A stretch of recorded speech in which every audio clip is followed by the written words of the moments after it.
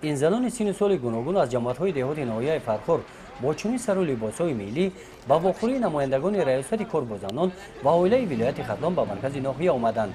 پیش از آغاز جمع آمد آید طرز لباس پوشی ملی آنها صحبتی گرم راستند. اگر دشمن خواهد که ملت را یا دولت را برهم دهد، اولا ترغیب سر لباس خود را در آن ملت جاری می نماید. دید که آن ملت لباس او را به خود قبول کرد و لباس او را به بر کرد، آیسته آیسته برای برهم دادن او قدم می گذارد و راه برای او کشاده می شود که رسم و آیین خود را در آن ملت جاری می نماید.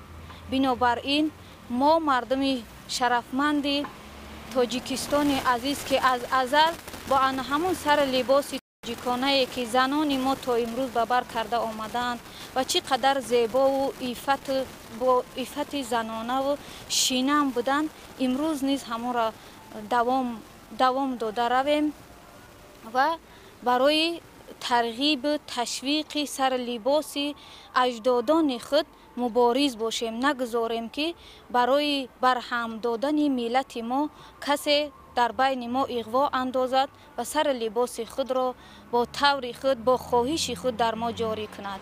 با مقصد شناسایی با وضع امروزه شرایط کار زنان ناحیه مناسبت آنها به ارزش‌های فرهنگی از حساب ریاست کار با زنان و عائله مقامات اجرایی حکومت دولتی ولایت ختلان و شعبه کار با زنان و عائله مقامات اجرایی حکومت دولتی ناحیه و جلب فعال زنان گروه‌های کاری تشکیل گردیده و جماعت‌های دهات برای صحبت و واخوری سفربر کرده شدند. و اصول خانه به خانه ترغیب سر و لباس ملی 15 گروه ها را از حساب سابقه داران و فعال زنان ناحیه تأسیس دارد. در مجموع با 6500 نفر زنان صحبت و واخوری ها را دایر نمودیم.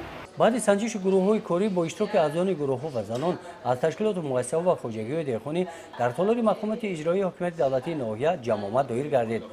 در این واخوری عاید رفت اجرای قانون جمهوری تاجیکستان درباره تنظیم عنعنه و جشن و مراسم‌ها در جمهوری تاجیکستان، برگزاری معرکه‌های توی و مراسم‌ها در دوره طلبات قانون، پیشگیری ظهورات نامطلوب از قبیل نشمندی، زورآوری خانوادگی در عائله نسبت به زن، تشکیل عائله سالم، تربیت درست فرزندان صحبت کردند.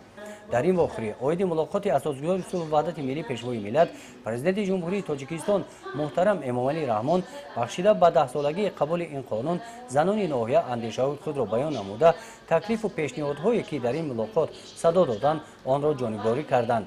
در این واخوری پیشنهاد گردید که برای معین نمودن طرح لباس ملی زنانه برای دختران آزمون اعلام کرده شود. نمونه این لباس‌ها در این واخوری از جانب این دختران پیشنهاد گردیدند. وقتی که من این لباس را بر می نمایم، وقتی که به کوچه می برایم، من حس می کنم که دقت همه نسبت من جلب می شود و چی بدی دارد که همه وقت دختری تاجیک همین لباس را نیز بر نمایند. این لباس تاجیک به همه دختری تاجیک نیز زیبنده است. برای ترغیب و پیشنهاد سر و لباس ملی کارهای ترغیباتی علاقه در ناحیه شروع گردیدند. گزارش خواجه نظری خدای نظر ظهوروف از ناحیه فرخور برای برنامه اطلاعاتی نوید.